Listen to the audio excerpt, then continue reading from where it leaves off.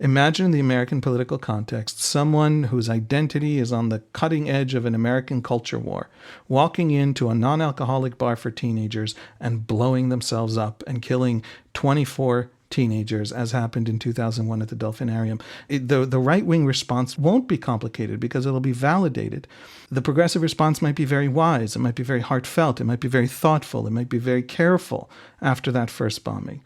What does it look like after the fourth bombing? What does it look like after the 12th bombing? What does it look like after the 111th bombing?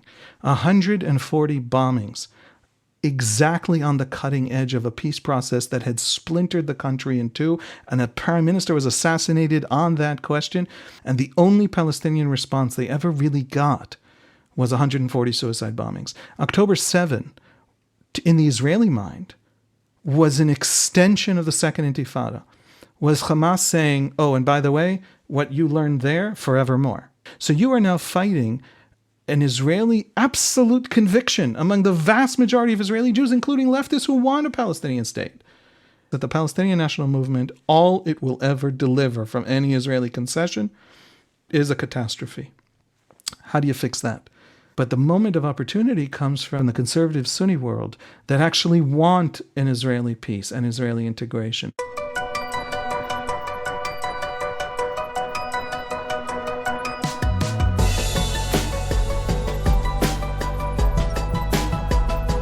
It is 11 p.m. in New York City on Sunday, December 17th.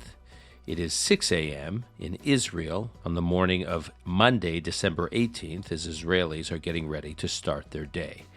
We continue to monitor the Israeli hostage families movement, a growing movement that is pressuring the Israeli government. We will have a longer conversation about that movement in the weeks ahead as that movement gets more and more attention and continues to exert more and more pressure on the government.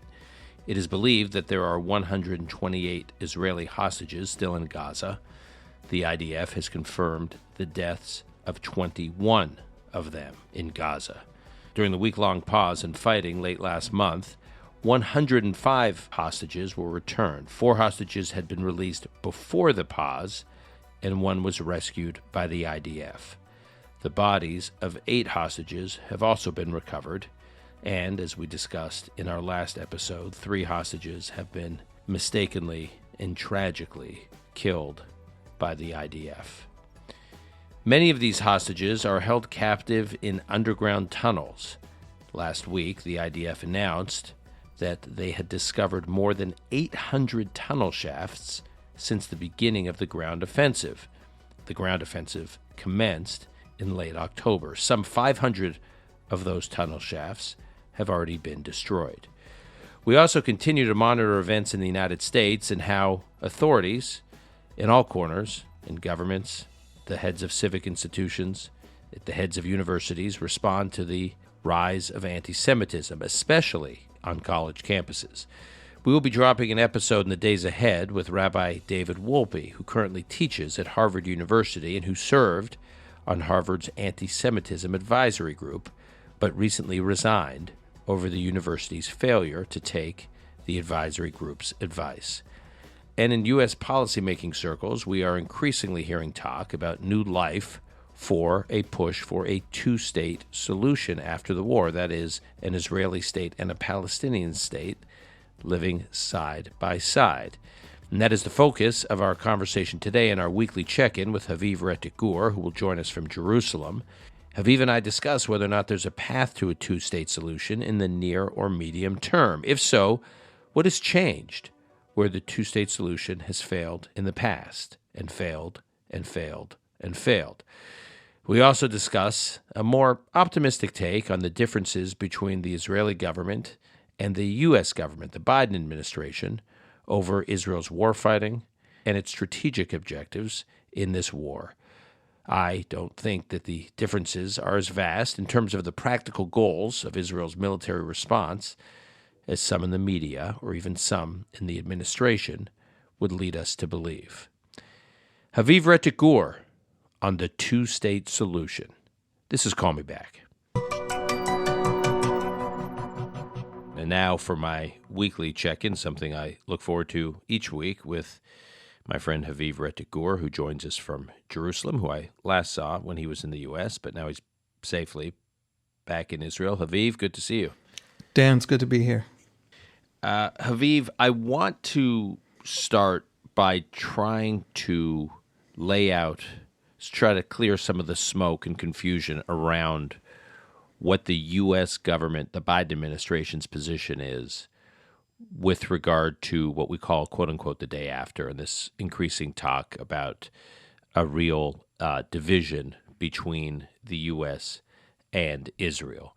I think there are certain statements coming out of the administration that are giving the Israeli War Council reason for concern, and some of those statements are causing a lot of hysteria over here among some of Israel's supporters about what's coming out of the Biden administration. But I think it's important to look at those statements and compare them to other statements the administration is making, which I think is quite encouraging. So my takeaway from what is happening now, and I just want to lay this out to set up the conversation, is that the gaps between the two governments are much more narrow than one would think. So on the large objectives, Israel needs to take on and eradicate Hamas, full stop. That means killing or capturing Hamas's leadership and killing or capturing all of Hamas's fighters, or as many as they can capture or kill. And 3, wiping out all of Hamas's military infrastructure that has been building over the last 15 to 20 years. So the administration is clear that it is with Israel on those objectives, and it is backing Israel on those objectives, and Israel has the right to do what it needs to do. And the Biden administration is completely aligned with Israel's war cabinet on its characterization of the threat from Hamas and the way Hamas fights its wars, which puts Israel in an impossible situation. So the administration acknowledges this impossible situation that Israel is in. And I just want to read here 2 quotes from this past week. One was Jake Sullivan. Much was made about Sullivan's trip to Israel. You can watch his long interview on Israeli television with Yonit Levy, where he makes a number of interesting points. But one point Sullivan made, and I'm quoting here, we'll play the tape.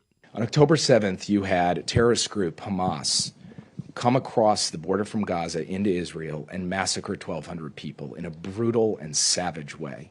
They then turned around and went back into Gaza and hid behind a civilian population, using civilians as human shields, using protected sites like hospitals and schools for military purposes, embedding themselves among the innocent Palestinian people, and continuing to fire rockets at Israeli cities, and continuing to go out on the airwaves and say, we're going to commit October 7th again and again and again.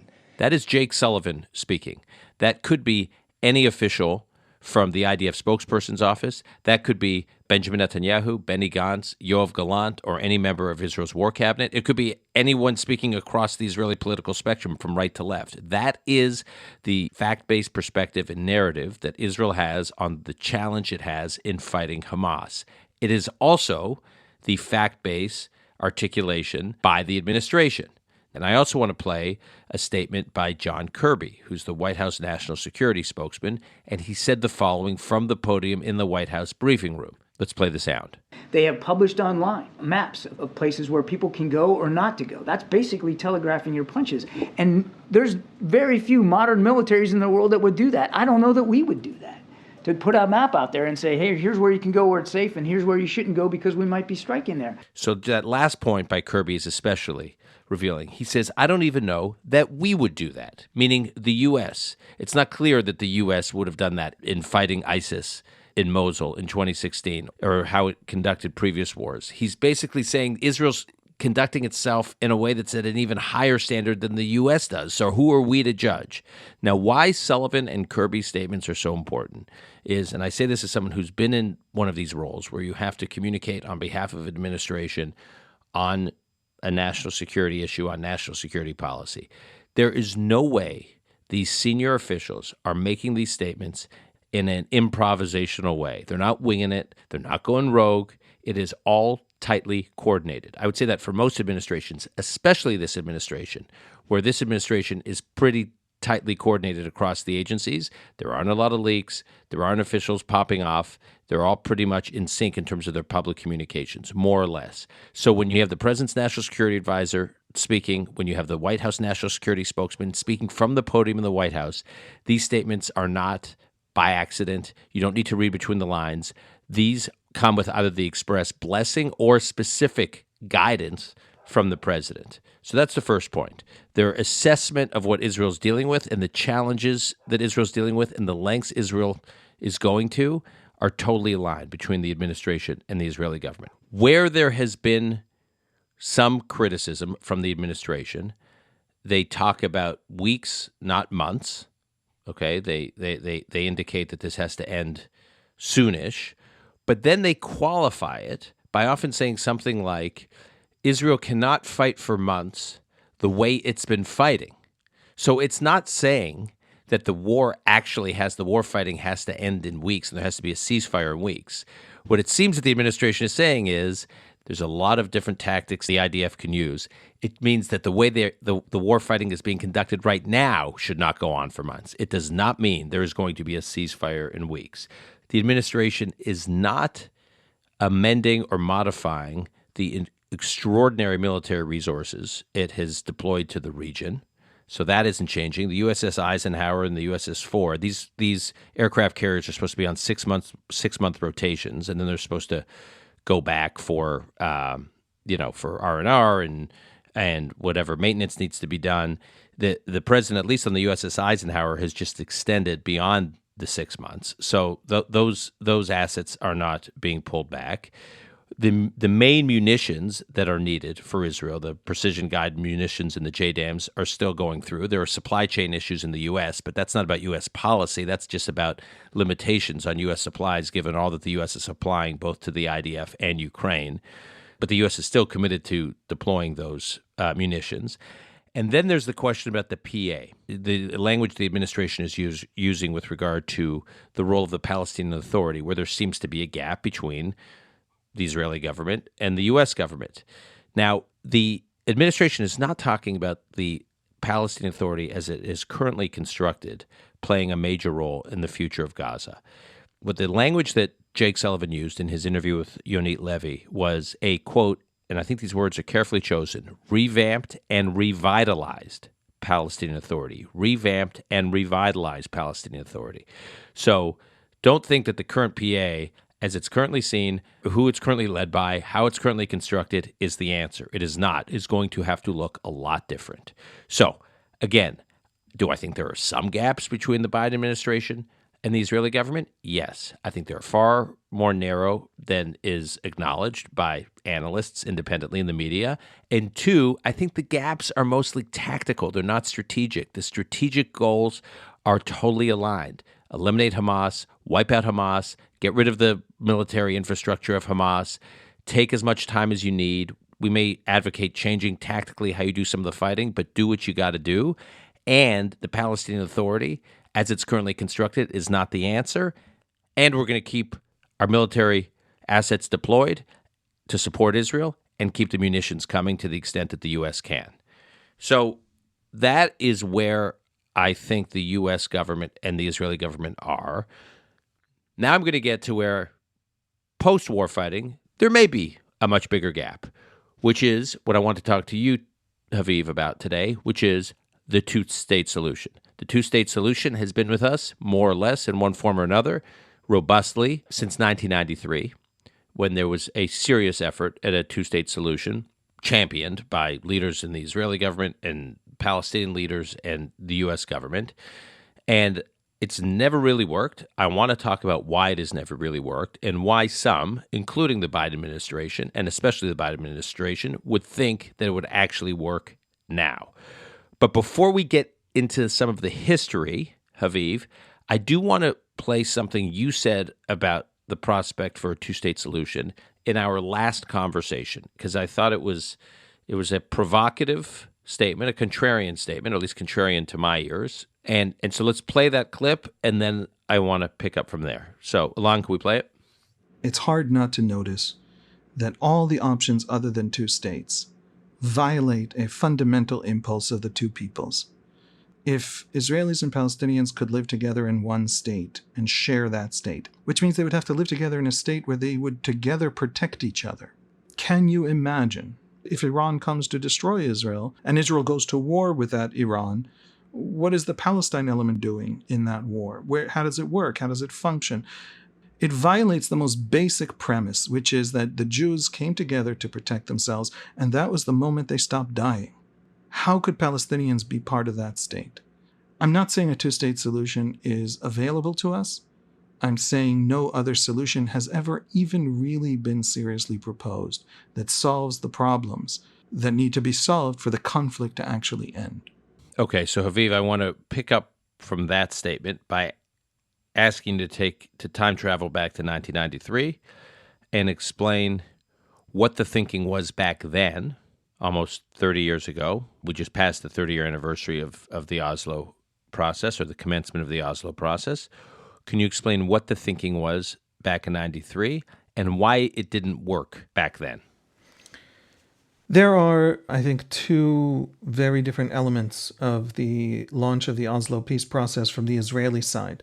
The first is the elites. What did Yitzhak Rabin, the prime minister who went with Arafat to Oslo, Norway, what was he thinking? What was he planning? And that's a question that historians have debated, but much more than historians, I think partisans and advocates have been debating. Some have tried to find fault with him. Some have tried to really lionize him. And so there's been this debate about the elites. And then there's a completely different conversation about what ordinary Israelis thought was happening. I want to focus on ordinary Israelis, and I want to focus on ordinary Israelis because I think that no solution ultimately is going to depend on elites. This whole thing where, diplomats like to say there needs to be, brave leadership, by which they mean I wish leaders of countries elsewhere in the world did what I wanted them to do, despite the fact that in their own politics that's not a popular thing. I don't think that's a way to manage world affairs, and I don't think those are sustainable initiatives, definitely not very risky ones that cut against the grain of people's identities. So what's interesting to me, one of my lessons from 30 years of the failure, catastrophic failure of the Israeli-Palestinian peace process, is how you bring along the peoples. How you actually convince Israelis this is the right way to go. How you convince Palestinians, the majority of ordinary Palestinians, that the same thing, right? This is the right way to go. In 1993, the Israeli public, the Israeli left, the Israeli political left is a majority. It's winning elections. But it's winning, it's a very peculiar kind of political world because in a sense, it had just been shattered. The Israeli left had been deeply, profoundly, as a question of its civic religion, socialist, maybe even communist. The country was born with this deeply socialist left, and it remained socialist throughout the 50s, the 60s. I remember once reading a letter by a public intellectual to an Israeli cabinet minister, Yigal Allon. In 1960, I think it was, he went to New York and he walked down Fifth Avenue, and on his way back to Israel, he wrote a letter to his fellow, ideological ally, and he said, I'm not sure capitalism is collapsing. After seeing all the stores on Fifth Avenue, we might have to rethink. They've been a pro-American country from the beginning, but they did believe that capitalism was on its way out in the socialist revolution, and that was mainstream Israeli politics. And so that in the 70s begins to enter a period. The Israeli economy enters this period in the late 70s and early 80s of massive hyperinflation over many, many years. Triple-digit inflation year upon year upon year. They throw out the currency in 1980. They throw out the currency again in 1985. Everybody's life savings have been wiped out. We have the shekel replace the lira, and then the new shekel, and all of that catastrophic economic collapse leaves the country in 1985 with not a single socialist. There just aren't any Israeli socialists. Sometimes they use the word, but none of them actually mean it economically. A massive opening of the economy, etc., frees the country from that. And so the Israeli left in 1987, when the first Intifada begins, is a political movement that, even though it does occasionally win elections, it doesn't know what it's all about, what it's advocating, what it actually believes in. And then the Palestinian cause, through the First Intifada, through this phenomenon we call the children of the stones, these kids who after school would throw stones at Israeli soldiers, that Israeli left finds the Palestinian cause and adopts the Palestinian cause as the new civic religion that replaced socialism. And so by the time Yitzhak Rabin is elected in 1992, he is already leading an Israeli left that had for several years now been starting to think seriously, had been watching. It's people don't realize overseas maybe, but the Israeli left is very different from the general Western left. The vast majority of the Israeli left does military service, and not just because of the draft. All of the volunteer units of the IDF, the elite commandos, the pilots, are overrepresented by the Israeli left. So when the Israeli left experiences the first Intifada, we're talking about everybody's children are these soldiers facing these kids throwing rocks. And that leads a profound change in the culture of the Israeli left. And Rabin, in 1992, has the support of his voters when he goes to Oslo with Yasser Arafat and when he says we got to find peace. The Palestinians, because of the Gulf War, the Palestine Liberation Organization, it's lost its major patron in the Arab world, in Iraq. And it's also lost the Soviet Union. Of course, and it's lost the Soviet Union, which had been a supporter of a lot of... the Cold War's over. Right. Arab nationalist regimes and support of the Palestinian cause. And there seems to be this moment of opportunity. So there is a sense that both politically on the Israeli left and also among the Palestinian, we'll call it the guerrilla war advocates, the Yasser Arafats, the terror groups, the people who had hijacked airlines and the people who had launched terror attacks into Israel, these two different, very, very different political worlds, each for their own reason, but real reason, hard, deep, profound reason. There was this moment of opportunity where they could begin to explore the possibility of a real peace. And under Rabin, in 93, they signed the first Oslo Agreement, which is essentially a declaration of principles. But by 1995, they already signed what we call Oslo II, which is basically a treaty. It has to be ratified by the Knesset. The Knesset in 95 votes to ratify it. And that establishes the Palestinian Authority. It establishes a 5-year time frame for final status issues, which includes borders, Jerusalem, refugees, holy sites, all these different really profound and complex issues, essentially a 5-year window to a state. Yitzhak Rabin himself never said that he wanted a Palestinian state, and he sometimes talked about a state minus, by which he may have meant demilitarization. There's some debate by advocates, by historians, about what exactly he was thinking. By the time Ehud Barak is elected as the head of the Labour Party in 1999, Ehud Barak is already very much focused on a two-state solution of the style that we think of looking back, right? And he goes into... And to be clear, Barak is of the same party as Rabin and Peres, so he is doubling down on Labour Party policy on the two-state solution, despite this interregnum of, call it 3 years, that Netanyahu's prime minister at the end of the previous Labour government. And Barak is also focused on getting Israel out of southern Lebanon. He's focused on getting Israel out of a lot of security, what one may call security buffers. So it was a pretty comprehensive outlook. Absolutely. Yeah. Rabin is, of course, assassinated in 1995 by an Israeli Jew opposed to the Oslo peace process. That doesn't weaken the push to Oslo, that strengthens it. Rabin becomes the martyr of the Israeli political left. This new civic religion that replaced socialism now has its great martyr. And Netanyahu is elected for his very first term. It's a really terrible term. He actually carries out most of the commitments Rabin committed to under the Oslo agreements, losing him a lot of his right-wing constituency. But for various domestic political reasons, he creates a lot of fights and a lot of problems. And his government falls in 99. And then Ehud Barak, now head of the Labour Party, promising essentially to finish what Rabin started.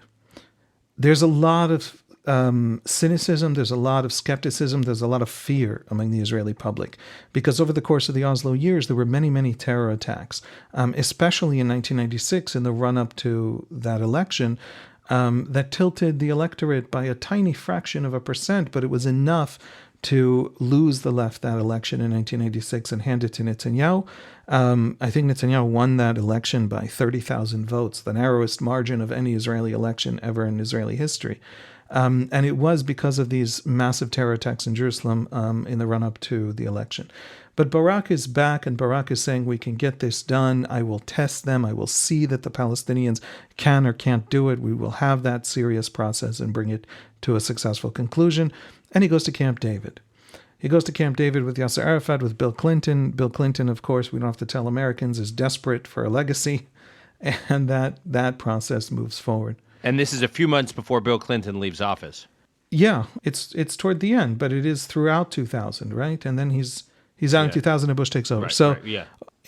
That process essentially grinds to a halt, beginning in the fall of 2000. In the fall of 2000, after some unsuccessful round of talks in Camp David, the Israelis say that, the Israeli offers were serious and the Palestinians never offered a counteroffer. There's never been a counteroffer.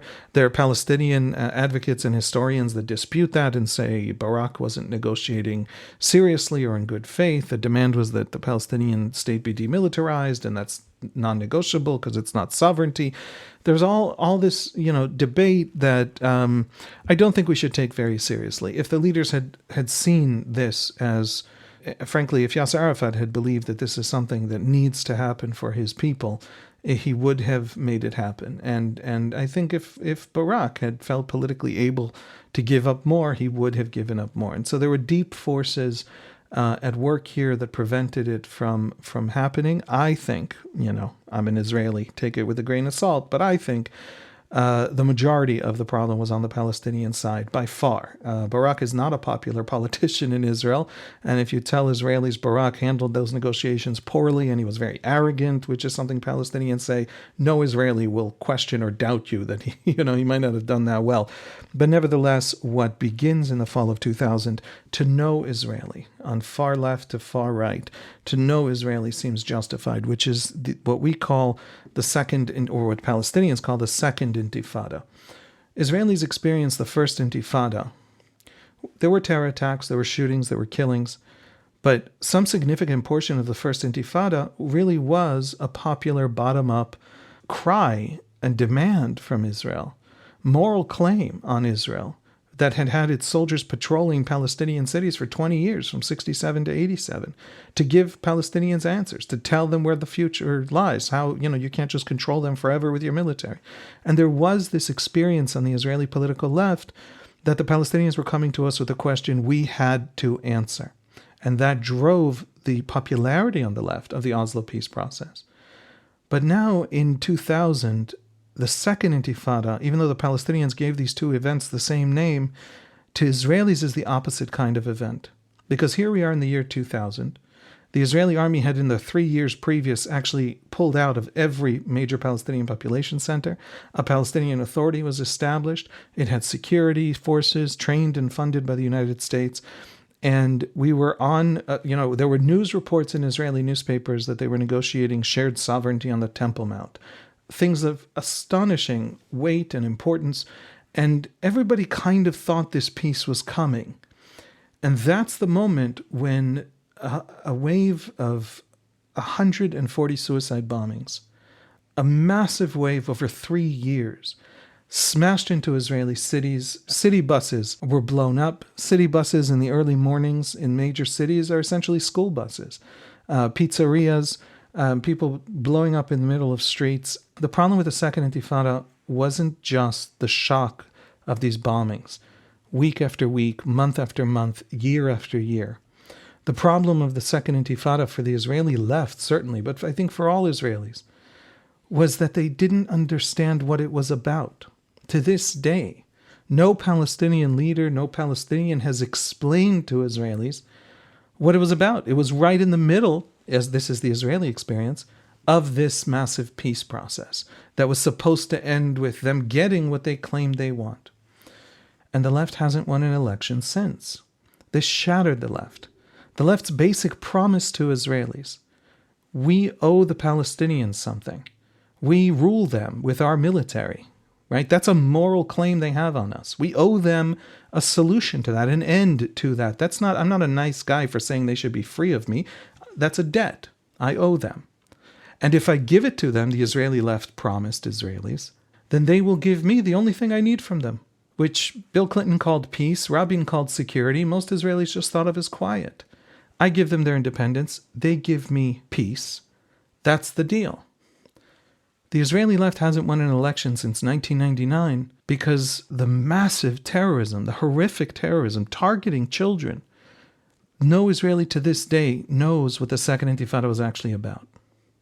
Now, I have come to Israelis and explained it's about Algeria. It's about them thinking that we were on the run, and that's when you hit us twice as hard. But I just want to come back to a point you made a moment ago, which is that the Palestinian leadership never really articulated what the Second Intifada was about. The Palestinian leadership explicitly or implicitly unleashed it, and this just terrorized Israeli life without any... Well, there's an official explanation, which is much worse than no explanation at all, which is that Ariel Sharon, who was then the opposition leader, head of the Likud party after Netanyahu left, went to visit the Temple Mount, and he stormed the Temple Mount, which is a term that they use whenever an Israeli visits the Temple Mount.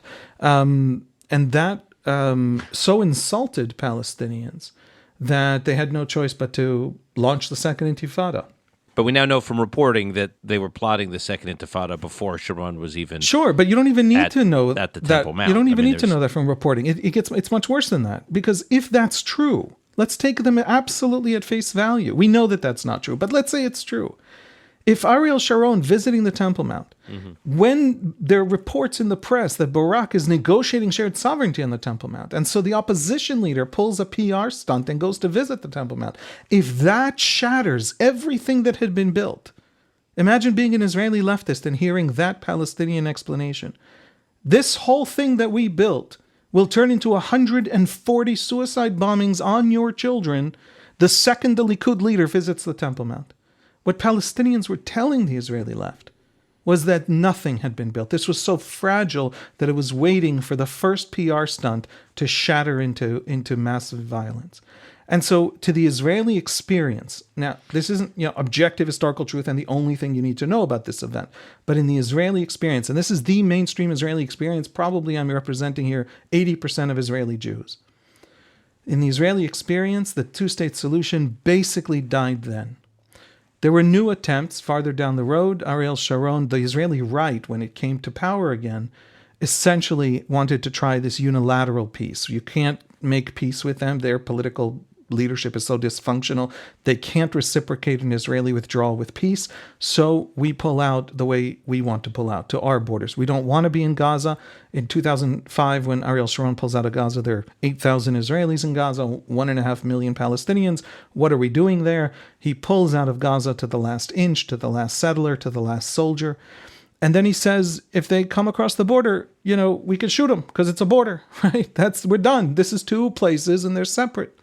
There's no blockade on Gaza in 2005, and Sharon, even in his arguments, explains to Israelis that the world will be on our side if there's ever a conflict with Gaza because we pulled out. It's important to say, and I'll finish with this, that Sharon has a stroke in the end of 2005. He's replaced as the head of this new Kadima party that he formed by a guy named Ehud Olmert. People might remember the name. He was prime minister for 3 years. And Olmert explains to Israelis that Sharon was going to pull out of the West Bank as well. And he actually proposes, and he even mentions this in his campaign in 2006. This isn't something that only appears after he's elected. Olmert says this. Ehud Olmert says this. Sharon was going to pull out of the West Bank. During the withdrawal from Gaza in 2005, he pulled down 4 isolated settlements in the northern West Bank, and Olmert explained that was a message. And then he presented something he called the Convergence Plan, which is a terrible name for it. Israeli leaders use all kinds of euphemisms to not say the word withdrawal.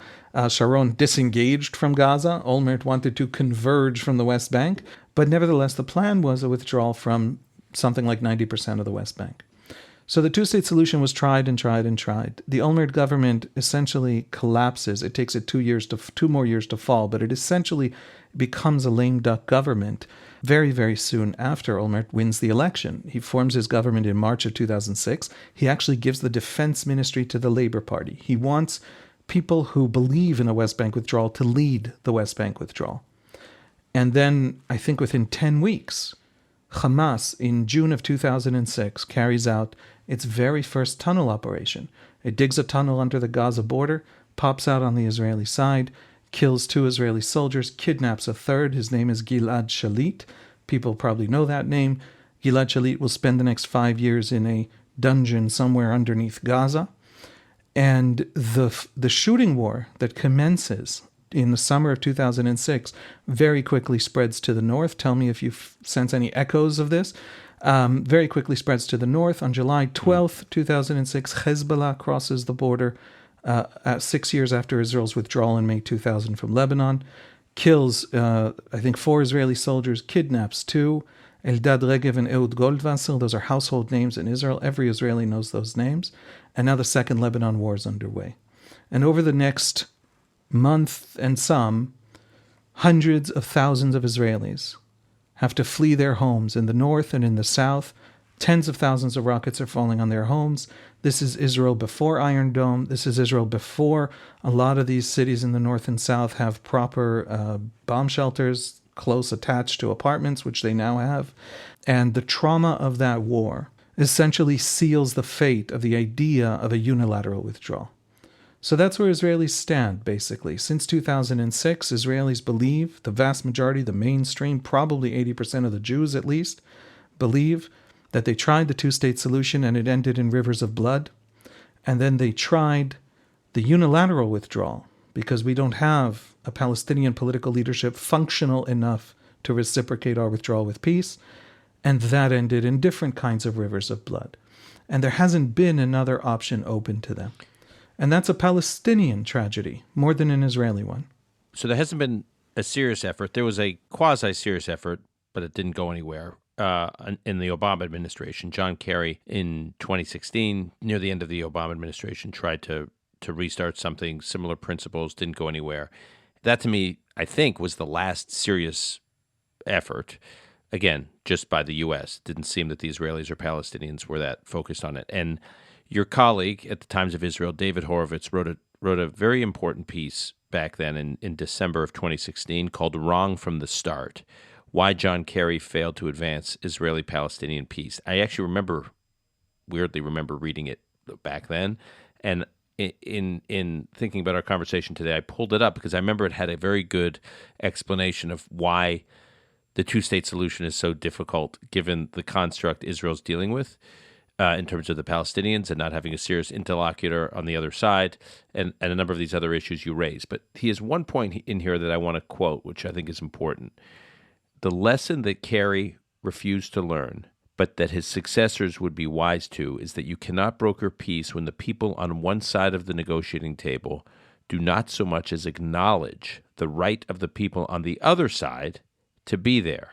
Or to put it more constructively, David writes, if you want to create a climate in which an accommodation might one day be possible, you have to work bottom up as well as top down and promote education via social media, spiritual leadership, schools, and political leadership that provides an honest narrative, encourages moderation, and marginalizes extremism. More succinctly still, when the Palestinian schools start teaching the Jews' Holy Land history as well as their own, you might legitimately feel the beginnings of optimism about peacemaking. Now, that point is also consistent with what Dennis Ross, long-term Middle East peace negotiator on behalf of multiple administrations in the U.S., including the George H.W. Bush administration, the Clinton administration, the Obama administration. He wrote this book after he left the Clinton administration called The Missing Piece, about the trials and tribulations of his efforts at peacemaking. And he made the point that one of the big errors, one of the parts of the quote-unquote missing piece, was that these were all government-to-government initiatives. The U.S. government dealing with Arafat and the Arab government's leaderships, the U.S. government dealing with the Israeli government, but that what they hadn't focused on and what they'd kind of missed is that the Palestinian leadership was doing nothing to prepare its population, to prepare its society for the possibility of peace, which means preparing its society to learn to live, to coexist with a Jewish state next door, and that no work had been done. So you could have all these top-level, top-down negotiations, but unless there's this effort to educate the population and socialize this with the population, you are doomed. And the reason I raise all of this now, Haviv, is to bring us to where we are now. That the idea, given what we saw on October 7th, given what we know happened in the Gaza Strip, certainly, between 2005 and 2023. And given what we know about how Palestinians are being polled and what we're learning from polls, which we can talk about, in Gaza and the West Bank for that matter, since October 7th, the idea that this population is anywhere close to accepting a sovereignty and legitimacy and respecting the security of a Jewish state next door seems as far-fetched as it was in the periods you're describing, if not more. I'll say this, in my view, Dennis Ross's thesis is right, and it's not just right, it's a kind of mea culpa, because the whole vision that you can just come top down, it's extremely easy to come top down. You go to the leaders, you talk to them, you wine and dine them, you turn them into world leaders, you give them all Nobel Prizes, and then boom, they do the work, right? We're done here. But it turns out, and we discovered this time and again, and we discovered it catastrophically time and again, it turns out that if the people that this leader represents, and even if they're a dictator, they do in some sense represent a polity that is the reason you're dealing with them. If those people have a story that precludes that peace, the peace is not going to happen. We're all going to pretend, we're all going to hope, we're all going to push for it, we're all going to, the sunk cost problem, we're going to have invested so much in that direction that we're going to have a hard time admitting it's not working. All of those dynamics will happen, but there won't actually be the peace. The story the Palestinians tell themselves about us, and it's a story they've been telling themselves about us for a century, is that we are something inauthentic, artificial, illegitimate, and ultimately doomed to collapse because of those features. And therefore, peace is a kind of betrayal of Palestinian history and identity. That is the basic Palestinian story taught to every Palestinian child. It's part of being a good Palestinian, that interpretation and understanding of Israeli Jews. And that not only wasn't changed, that was doubled down on by this leadership. I would even say the more threatened the leadership felt by the sense that it was compromising with the evil Jews, the more it doubled down internally on this kind of discourse. So throughout the years in which Arafat was negotiating with some Israeli or another, Arafat's rhetoric in Arabic was absolutely extreme and completely rejectionist in every way. And everyone agreed to just ignore that because if we didn't ignore it, we'd have to draw some horrifying conclusions and didn't have a policy response to those conclusions. And so, yes, ultimately it's about the story. It's about the story people tell themselves. And if you don't understand that story, you're not going to change conflict. If you don't know how to hack that story and shape that story and just literally discourse with that story, I have found in my dozens of opportunities of having serious dialogues with Palestinians, Palestinian diplomatic cadets, Palestinians of various kinds. I and many, many Israelis with me have had many of these programs, sometimes funded by the US or the EU or think tanks, in which we all meet and discuss, we have these things called national narratives that we discuss with each other. Every time I show up and I talk as an Israeli moderate or as an Israeli leftist and I say I want to empathize, I want to understand, what I get back is extremism, is ridiculous, rejectionist, silliness. But when I come in and I actually acknowledge the Palestinian story and I say, look, you guys all think we're going to leave. We're not going to leave. You want to take 2 generations to find that out, 6 generations to find that out? Fine. I mean, I hope we find that out in 1 generation, but hey, bring it on. I don't know how to change you. I have too much respect for you to think I'm going to somehow convince you now that your story about me is wrong. So you tell me how long you want to test it. When I start that way, the responses are honest and serious and good, and once in a while you even get thank yous for actually respecting them and taking them seriously. The Israeli Jews have a story about Palestinians. Palestinians have a story about Israeli Jews. And until we have a peace process that gets that tackles that head on, that even understands it, we're not going anywhere. The other point that some of my American friends, including the administration, make, and including those in the leaders or officials in the Arab world in various Gulf states in the Middle East make, is one, Israel learned how to negotiate with Fatah, with the PLO, with Arafat, even though it didn't end well. It learned how to negotiate that with Fatah, and Fatah had toxic language in its charter, and it had very explicit rejection of Israel's right to exist, and explicit support for maiming and slaughtering of Israeli Jews. And they, quote-unquote, moderated to the point that they're now running the West Bank effectively with Israeli support. And so could Hamas follow a similar trajectory? And the second is Look at Anwar Sadat. Anwar Sadat had been at the forefront of several military actions, wars against Israel, and then Anwar Sadat ultimately made peace with Israel when he came to Israel in November 1977. Days before he arrived in Israel, there was a poll taken of Israelis in which they asked, could Israel make peace with Egypt? And the overwhelming majority of Israelis said, no, it's not going to happen. It won't happen. It cannot happen. And then Sadat arrives on a Saturday night in November of 77. Incidentally, nighttime arrival was key. It was one request Menachem Begin had because he didn't want to have to drive to Ben Gurion Airport and meet Sadat on Shabbos. So he asked Sadat to arrive after Shabbos, just a fun little historical note. And Sadat comes to the Israeli Knesset on that trip. He's in Israel for 2 to 3 days. He comes to the Knesset. He comes to Israel's parliament in Jerusalem, stands before the parliament and says, I recognize Israel's right to exist. I want to make peace with Israel. And Israelis across the board saw a leader of an Arab country stand in their parliament, in their capital, in their state, in the one Jewish state, and say, I'm here to make peace. I recognize Israel's right to exist. Another poll was taken soon after, and the polling completely flipped. Israelis were completely supportive. So I guess my two questions are, one, is the Fatah trajectory a model? Are we too captured by the current extremism to recognize that extremism can soften?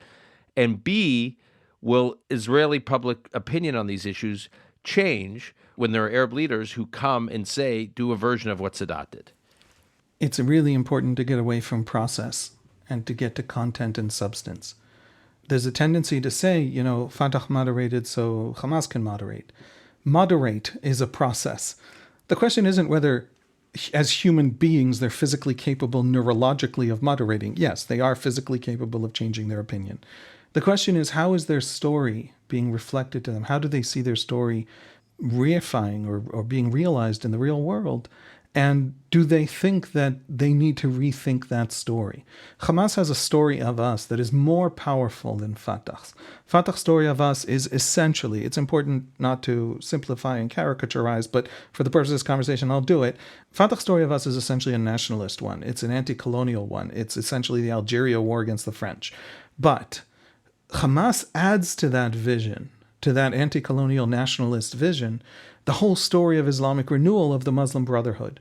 We are a rebellion against God, and to defeat us is the beginning of Islam's awakening and return to history as an agent of history. Well, if that's true, what would it take to make Hamas, quote unquote, moderate? There's no such thing in this world as an extremist. Extremist is a shorthand we use to pretend we're not morally judging while we morally judge. Nobody thinks they're an extremist. They think they're right. So Hamas thinks it's right about what we are in this grand Islamic vision of history, and what would make it change that, or what would make it have a different relationship with us. Now, it is possible. There are Islamist political parties that have a very different relationship with us. For example, the Ra'am political party in Israel of Mansour Abbas.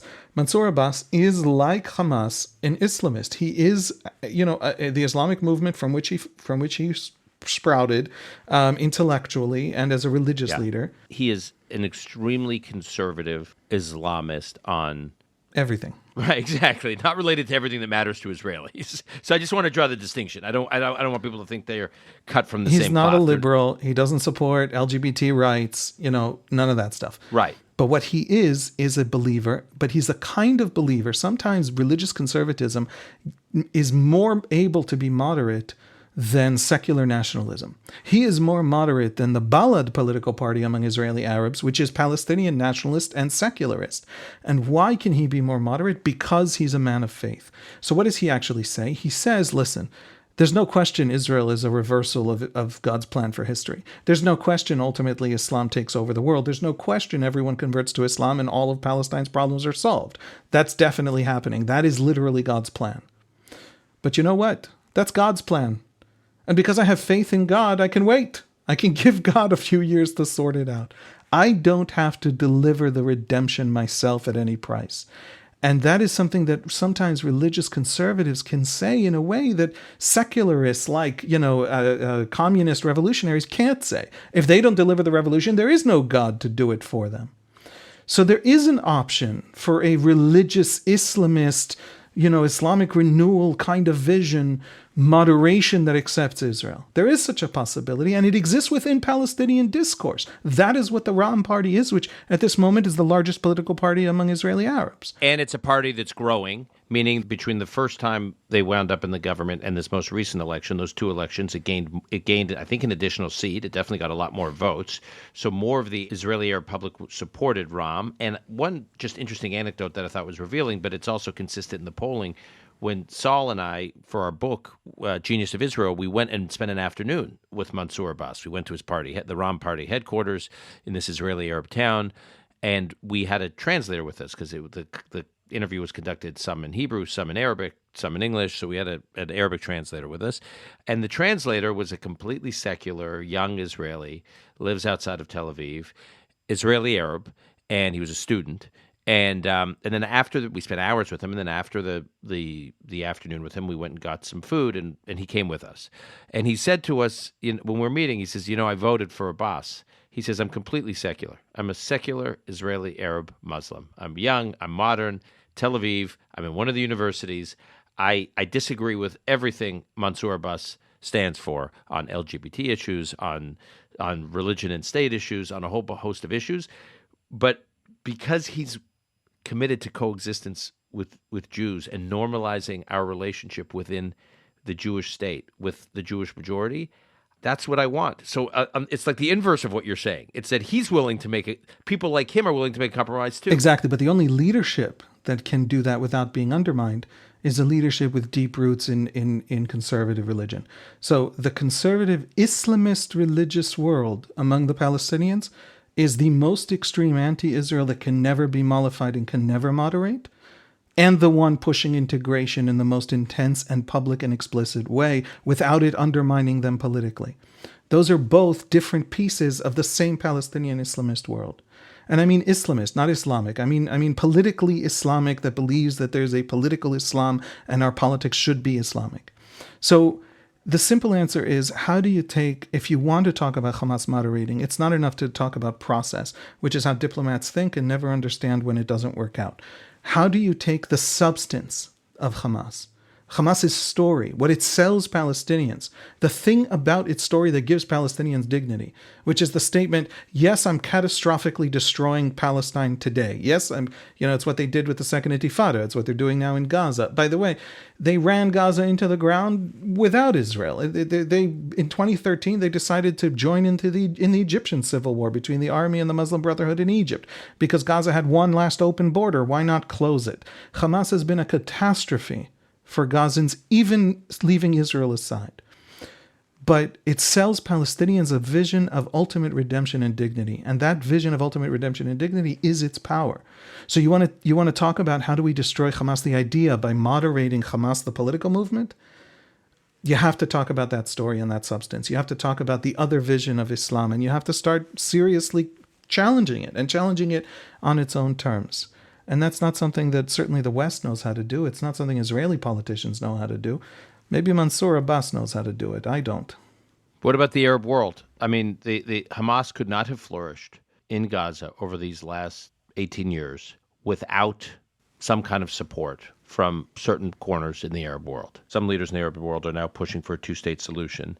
And quietly, they all say that the Palestinian Authority, as is currently constructed, is corrupt and ineffective and inept. They don't say much about the Palestinian Authority, that's much different from what Prime Minister Netanyahu is saying about the Palestinian Authority. And they say they want Hamas gone, too, quietly. They say that Hamas has to be wiped out. So maybe the leaders of governments in the Arab world take a leadership role here in trying to accomplish what you're articulating here. I think that's our last best hope. The fact is that a lot of the Palestinian divide between Fatah and Hamas, a lot of the reason that Palestinian politics can't unite, there's been these multiple attempts, multiple pushes. Palestinians themselves, in polls, they say they want unity between Fatah and Hamas and a few of the smaller factions. And Palestinians are never able to do so. And the reason, one of the major reasons Palestinians are never able to unite politically is that the Arab world, their political divides track the political divides of the Arab world. There is in the larger Arab world a conservative Sunni axis. The Saudi regime, the Moroccan kingdom, the Jordan and Egypt, the Emirates, and right. So there are these these conservative Sunni regimes throughout the Arab world that are united. If you go to the Syrian civil war, they're all on the same side of that civil war, in place after place, time after time. Then you have the Shiite slash, I would say basically the Shiite Alawis of Syria, led by Iran, the Houthis, Hezbollah. That's an axis in the Arab world, and you see it acting united everywhere it acts in the Arab world. Then you have the radical Sunnis, the Muslim Brotherhood Sunnis, Qatar, Turkey, which is not Arab, but nevertheless is a basically ideologically Muslim Brotherhood regime. Hamas is a branch of the Muslim Brotherhood of Egypt in Palestinian politics. Now, it technically severed its ties with the Muslim Brotherhood a short time ago. It claims to be Palestinian nationalist, but that's all part of an internal Palestinian discourse. Ideologically, intellectually, it flows from that radical Sunniism. And Fatah is allied, backed, supported for many years by the conservative Sunni regimes. And so there is a larger divide in the Arab world, certainly in the Sunni one, that splits Palestinian politics down the middle. And that says to me that you're exactly right. If those major powerful axes of the Arab world step in, and what we've seen over the last 2 weeks is the Emiratis and the Saudis pretend to threaten Israel with an astonishing promise. They said to Israel, we are not coming in to clean up Gaza and organize Gaza and rebuild Gaza if there isn't a two-state option here, if it's not about Palestinian statehood. Okay, that is how in the Sunni conservative Arab world you say, hey, you want us to come in and clean the place up? Okay, obviously we're not going to do it so that Israel can occupy it, so that Israel can control it in some strange way, so that whatever Netanyahu is failing to tell us what it will actually be. Netanyahu doesn't actually know. He knows what it won't be, but he doesn't know what it will be. For that kind of chaos, for that kind of uncertainty, we're not walking in. But we are ready to clean this up, and we're ready to clean this up if only to free Israel from this problem. A loss for Hamas is a loss for the Sunni radicals. More importantly, it's a loss for the Iranian axis, which Hamas had allied with. We're here to help, but you do have to be able to give us that one promise, which is that this is about a Palestinian state. Haviv, I saw you through. Our listeners cannot see this because this is an audio medium, but Haviv and I can see each other. I saw you bursting to get out of your seat and respond to some of my commentary at the beginning of this podcast about the gaps or lack of, or more narrow gaps, in my view, between the Biden administration and the Israeli war cabinet. And I don't know if it was about my take on the two-state solution and how the Biden administration is using interesting language about a revamped and revitalized PA, or it was just whether or not you agree or disagree about how far off the cabinet is, the war cabinet is, and the Biden administration is on the strategic goals of this war and what's acceptable. Yeah, first of all, I'm an Israeli, so I would like all the credit, please, for remaining in my seat while having something to say. I think that's... you could have said it. You were just being respectful. I definitely betrayed my culture while doing that. I was out of agreement. President Biden and Prime Minister Netanyahu each have excellent political reasons to make it look as though the gap between them is big. They each have domestic constituencies they want to impress with how far they are from each other and how much pressure they're placing or resistance they're placing against each other. They also each have a powerful strategic reason to make sure that there isn't actually a large gap between them. The Americans need Hamas to be defeated by the Israelis. They need Iran to have a setback. They need the Palestinian option of Hamas not to succeed in Palestinian politics, etc., etc. So they want Israel to succeed in this. And Netanyahu needs to pretend like he has some reason to continue being prime minister for the Israeli right, and he's doing so. He's launched his campaign for surviving this whole thing, and the campaign is the Biden administration is going to come and force on us all a Palestinian state. I am the great champion who has prevented a Palestinian state so far. I'm going to keep preventing that. That is obviously not for international audiences. That doesn't help Israel's case in the international arena. That is for his sort of right-wing constituencies that he wants to hold to his side. So I completely agree that there isn't that gap, and it will look like there is that gap, but the gap really isn't real, even if for political reasons they pretend. But it's not just that there isn't a gap. The gap is the alliance between Biden and Netanyahu runs much deeper, or the alliance between this Israel, I don't know if it's Netanyahu, but certainly the Israeli War Council and the Biden administration, is really, really policy-driven and deep. It's rational, and therefore it's also stable. There is an understanding in the Biden administration that something is happening in Gaza that is new, that Hamas is a new kind of enemy, that it is a terror organization like ISIS, but it has controlled territory for 17 years and built astonishing infrastructure underneath civilian populations, and that fact drives the death toll, and that fact drives a new kind of war fighting that Israel's frankly just learning how to do, and that leaving Hamas in power because of these unique features will mean a greater death toll down the road. More October 7th.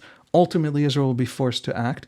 If it doesn't act now, it'll act later, with Hamas having 1,000 kilometers of tunnels instead of 500 or 300, and that the death toll for Palestinians will be even greater. And so Hamas is a problem that must be solved now. There's never going to be a better way to solve it, and it's never going to end any other way than this. And because of that understanding, they are looking now at the other enemies that Iran is essentially constructing as a noose around Israel. Hezbollah, the Houthis now have us under naval blockade in the south. And they're seeing a larger pattern that isn't just about Hamas, about a kind of war fighting where the civilian deaths is the only strategy. That's the foundational strategy, is buying immunity with massive civilian deaths. They want the Israelis to figure this out. So when they come to the Israelis and say, fight better, exactly what you were talking about, fight in a way that kills fewer civilians, I don't think the Americans just mean this is uncomfortable for us with the Democratic left in Michigan.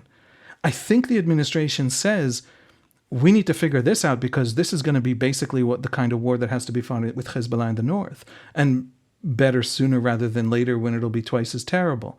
I think that this is a real attempt to really understand, and that's why you're hearing John Kirby, and by the way, CENTCOM, really following this closely. The head of CENTCOM was just here, learning from what Israel is doing, trying to teach Israel, trying to have that back and forth.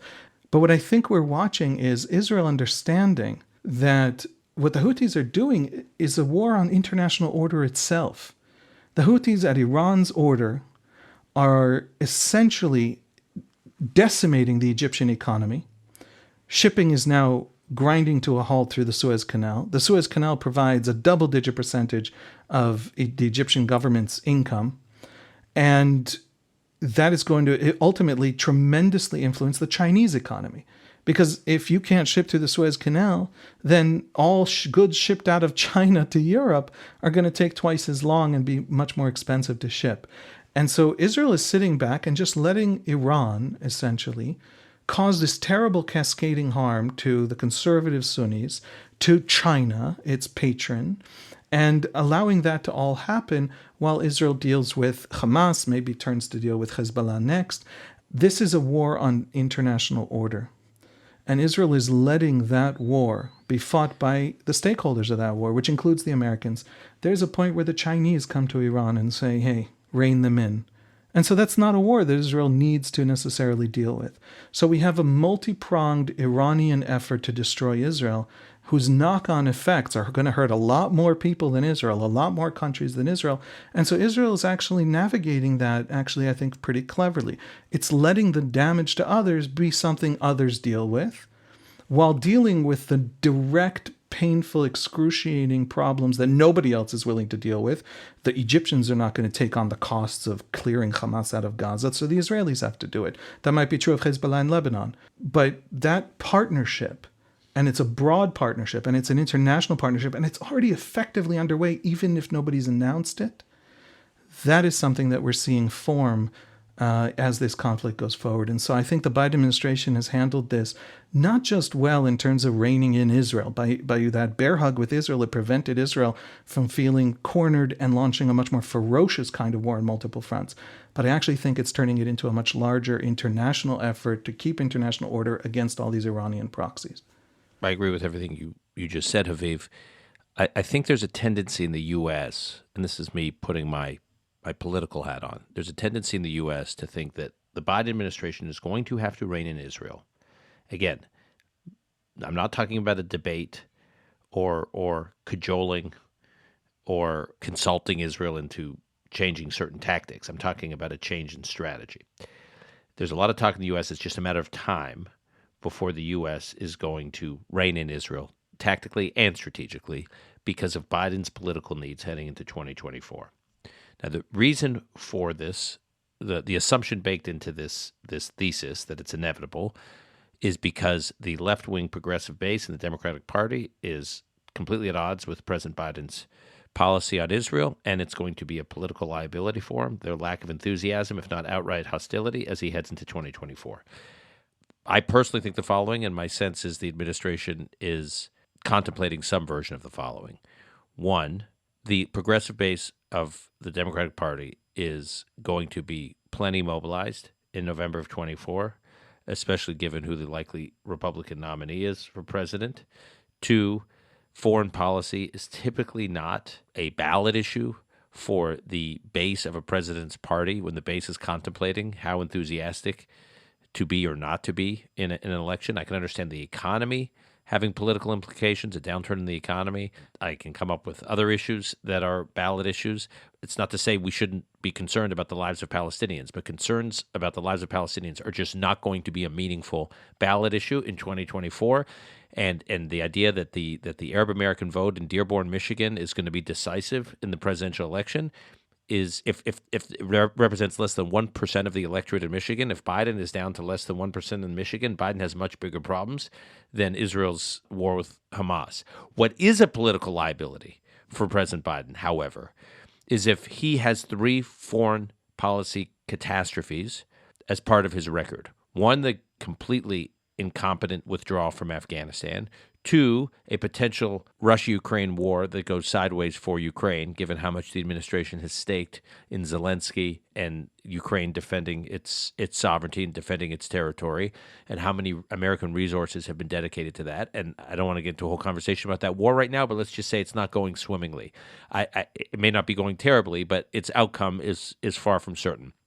And then on top of that, if you have a regional war blowout in the Middle East, on top of Afghanistan, on top of Ukraine going sideways, you have a regional war in the Middle East that does everything you just said, which is not just about Israel and Gaza, but it's about Israel in the north, and it's about the shipping access, and it's about Iran, and it's about Houthis, and it's about U.S. forces in Iraq, and Syria gets involved. And I mean, could you imagine this in an election year, a real Middle East war a la, 1973, like the Yom Kippur War?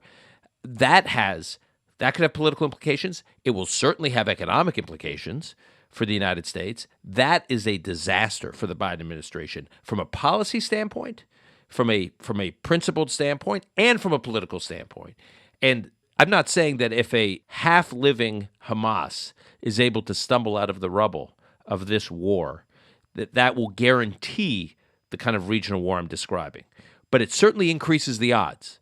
And I do think that is something President Biden and some of his advisors believe, that if Hamas is still standing in some way, even if it's wounded and damaged and shrunken, if a fraction of Hamas is allowed to still stand after October 7th and after what they did on October 7th and start continuing to use the rhetoric that Sinwar is using, which is we're going to do it over again and again and again, that will embolden the worst actors in the region. And I think the Middle East, with all its U.S. military assets there, becomes a much more dangerous place. That is that's like, talk about kryptonite for President Biden.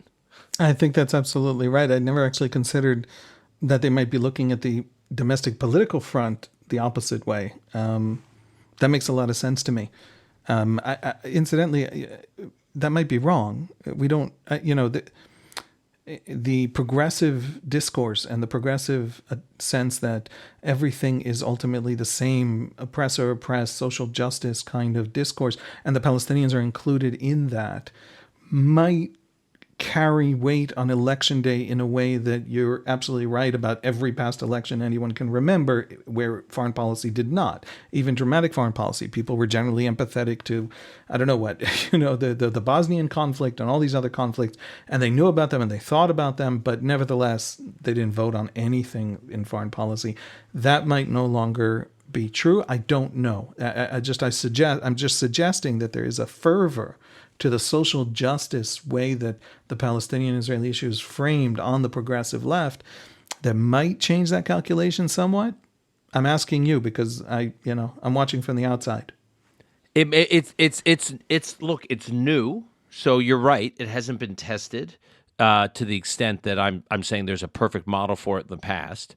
But again, I just think the passion for the Palestinian cause on the progressive left today does not appear to me to be truly about protecting quote unquote innocent Palestinian life in the Gaza Strip. It is a proxy for something else, for other issues. So I just don't think I think there are other issues that will be more energizing than those proxy issues. I think a very direct political threat from a resurgence of the MAGA wing, of the Trump wing of the Republican Party, being able to come back and control the federal government that prospect will be a much more motivating factor for the progressive wing in the fall of 2024 than anything happening in South Gaza. That's all.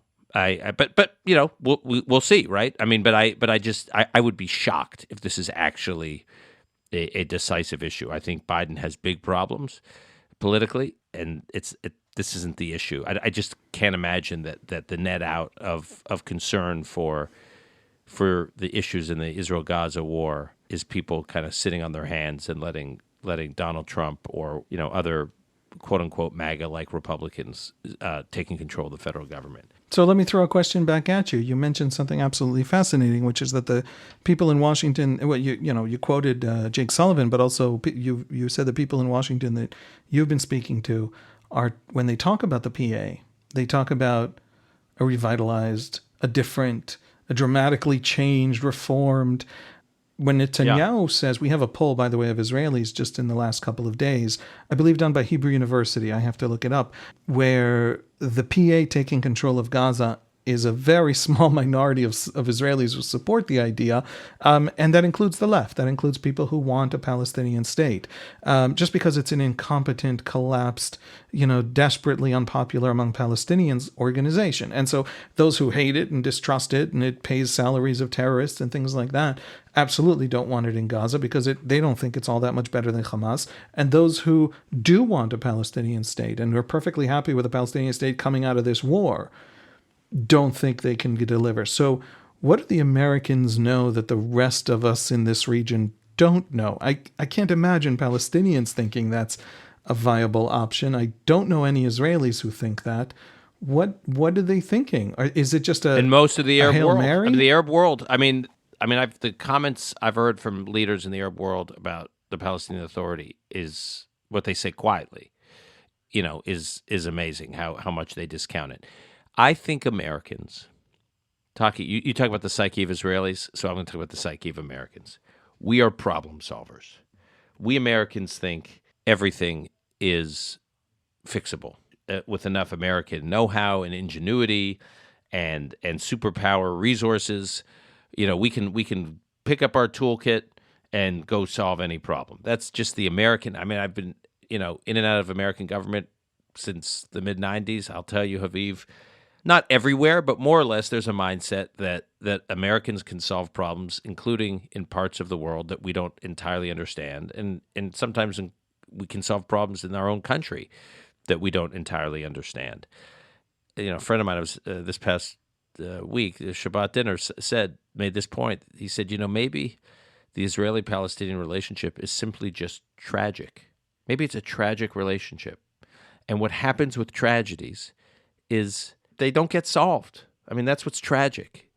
Maybe out of the ashes of tragedy, something miraculous can happen, but usually not. Usually they're tragedies for a reason. And maybe the Israeli-Palestinian relationship, for some of the reasons we're discussing today and other reasons, is just a relationship that has to be managed. It has to be managed imperfectly. By the way, I'm not advocating for this. This is just one diagnosis, that maybe it's just inevitably going to be in this unresolved, but hopefully managed a little more peacefully state of play.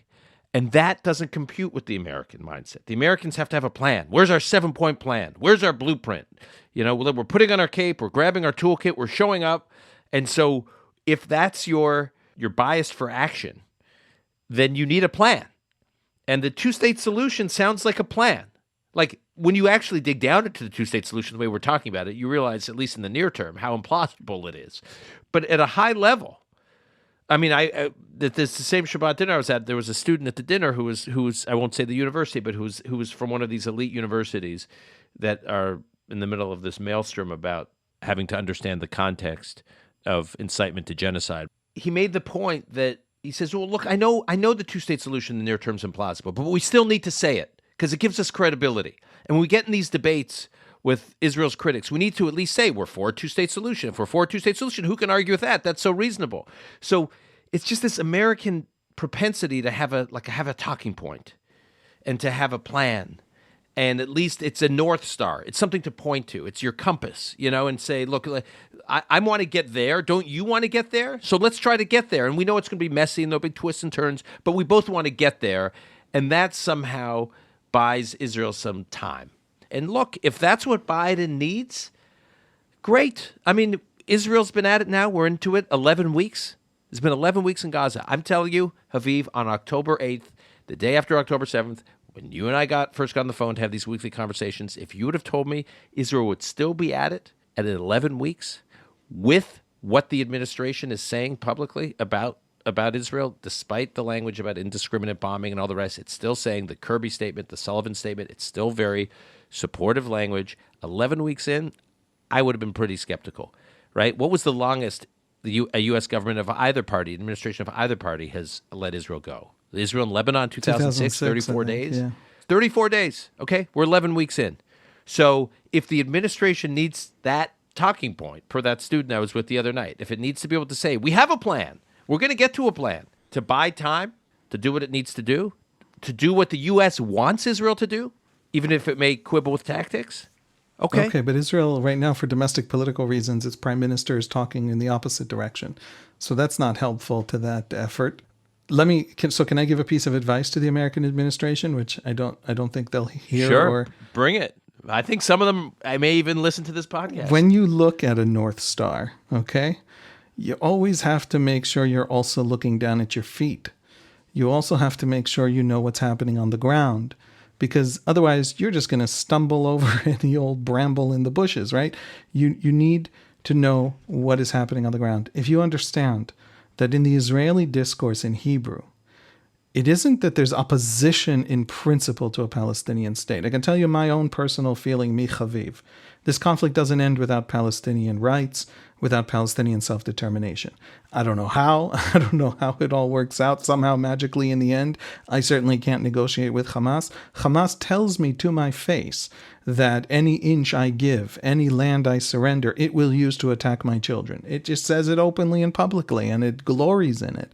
So I don't know how we get there, but it ends only with that kind of basic stability and Palestinian rights. So I am convinced of that. Now, if I'm convinced of that, the problem isn't coming and convincing me that all people deserve rights. The problem is coming and convincing me that this version, this attempt to get to those rights, isn't going to end like every other attempt to get to that place, isn't going to end in rivers of blood, in trauma. Imagine in the American political context, I'm going to do something that's going to get me canceled. Imagine in the American political context, someone whose identity is on the cutting edge of an American culture war, walking into a non-alcoholic bar for teenagers and blowing themselves up and killing 24 teenagers, as happened in 2001 at the Delphinarium. Now, imagine the discourse the following day. Imagine the tweet coming out of Donald Trump, if it's, let's say, an immigrant. Imagine the right-wing response won't be complicated because it'll be validated. But imagine progressive response to a suicide bombing on the immigration issue, on the cutting edge of the immigration issue. By the way, you could do this much worse, much more painful. You could do it on the racism issue. Imagine on the cutting edge of a culture war, massive terrorism. Now, the progressive response might be very wise. It might be very heartfelt. It might be very thoughtful. It might be very careful after that first bombing. What does it look like after the fourth bombing? What does it look like after the 12th bombing? What does it look like after the 111th bombing? 140 bombings, exactly on the cutting edge of a peace process that had splintered the country in two, and a prime minister was assassinated on that question. Tell me how this will be different from the thing that catastrophically destroyed the Israeli left after the Israeli left successfully fought a political civil war to drag the country to that table. You want to say the Israeli leadership was acting in bad faith, which Palestinians argue? Great, fine. The vast majority of the Israeli people experienced it as good faith, as serious, and the only Palestinian response they ever really got was 140 suicide bombings. October 7, in the Israeli mind, was an extension of the Second Intifada. Was Hamas saying, oh, and by the way, what you learned there, forevermore. Don't ever think that there can... So you are now fighting an Israeli absolute conviction among the vast majority of Israeli Jews, including leftists who want a Palestinian state, that Palestinian politics, that the Palestinian national movement, all it will ever deliver from any Israeli concession is a catastrophe. How do you fix that? How do you specifically walk into that and fix it? We are in a moment of opportunity that gives us some reason for optimism, not because of the Americans, and not even because Israel might actually decimate Hamas. It might not destroy the Hamas idea, whatever that means, but it certainly could destroy the Hamas regime in Gaza. That is a possibility. It'll take time, it'll take a counterinsurgency long after the war, but it could happen. But the moment of opportunity comes from the Muslim world and the Arab Muslim world and those governments from the conservative Sunni world that actually want an Israeli peace and Israeli integration for reasons not dissimilar to Mansour Abbas. Because they're not revolutionaries and they don't want revolutions and they're sick and tired of revolutions and God's going to make everyone Muslim in God's good time and let's fix the region and stop living. All these revolutions feed the Muslim Brotherhood. They feed the Iranian Axis. They don't actually help anyone live better lives. And so that impulse from the other side gives me optimism that I never thought I would feel at this stage. But if America wants to have a real effect on Israelis, double down on that. We had a poll after when the Emiratis agreed to a peace treaty with Israel to normalization. They had one demand, which is that Netanyahu cancel back between election 3 and 4 of the 5-election run we had over the last 4.5 years. Netanyahu promised Israelis that he would annex whatever it was, 30% of the West Bank, 60%. He never actually gave too many details. West Bank. And the Emiratis said, and that won something like 45% support among Israelis, annexing some significant portion of the West Bank. And then the Emiratis said, we're making this peace, but the condition is that that's canceled. That annexation in the West Bank is canceled. And then there were polls of Israelis. Which do you prefer? It's one or the other, because that's the condition the Emiratis placed. A peace treaty with the Emirates. We have never been in a war with the Emirates. Israelis only found out where the Emirates are when they started making peace with us. A peace treaty with an Arab country that never threatened us. And they started getting direct flights to Dubai. Then everybody knew where they were, right? But do you want peace with them or that annexation? And the poll comes in at 90-10. 90% of Israelis prefer peace with the Emirates to that annexation. And so you want to come in a way that, dealing with Palestinian politics is a whole other challenge. But you want to deal with the Israeli story, come in and double down and reinforce and show that there's an international coalition with a massive contingent of the Sunni Arab world that comes to the Israelis and says, we're here, we're on this is going to be different because look how different it already is. That's a message that could work, at least on the Israeli side. Aaron David Miller, longtime peace negotiator for the U.S., worked for multiple administrations, similar to Dennis Ross in that regard. He has this book called The Much Too Promised Land, about all his experiences. And I think it was in his book, he has two different vignettes, one from a conversation that Prime Minister Netanyahu in the 90s had with President Clinton, and then one that Yitzhak Rabin had with Clinton, or I can't remember. But here's two leaders, two different parties, two different approaches to the peace process. Both basically said a version of the same thing, if I recall correctly, which is Israel's being asked, take risks for peace. You got to give the Palestinian leadership the benefit of the doubt. And they said some version of it's easy to give the Palestinian leadership the benefit of the doubt from the comfort and security of Washington, D.C. But it's not so easy to do it in Israel, given that at our most narrow point we're 9 miles wide. This was back then. Now obviously we have the experience of Israel's experience at its southern border and the reality of what may await Israel at its northern border. Benefit of the doubt, risks for peace. It's not so easy for the reasons you're saying. And so I agree with you. The Arab world could try to meet Israel at its reality. And it looks like it wants to. It is a moment of terrible, terrible devastation and sadness and tragedy. And there is still a war that has to be won, despite all the pain caused in Gaza, or arguably, it sounds flippant when there's so much suffering, but because of the death toll in Gaza, because of the suffering that it takes to pull Hamas out, because Hamas promises that this will be never ending and be worse down the road, that's a reason to do it properly once and for all now. But at the same time, there are options here. Iran is both more threatening than ever and also weaker in many deep and profound ways than ever, and a threat to more than just Israel. And that's an Israeli superpower in this war. And there's an Arab world part of the Arab world that just wants to get over this whole thing. That's an opening. Is there an Israeli leadership that'll take the opening? I don't know. Is there a Palestinian leadership capable after Hamas of building anything that could take that opening? I not only don't know, I'm genuinely profoundly skeptical. But the opening is there for the first time in 20 years at least in my experience. Haviv, that is we'll leave it there. It's a little bit of a cliffhanger. The opening in the Arab world, I tend to agree with you. Cautiously optimistic in the midst of total chaos and trauma. And we will pick back up next week. Thanks for having me.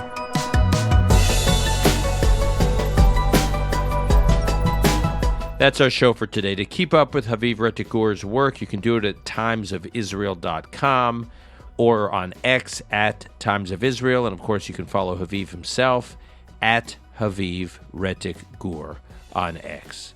Call Me Back is produced by Alon Benatar. Until next time, I'm your host, Dan Senor.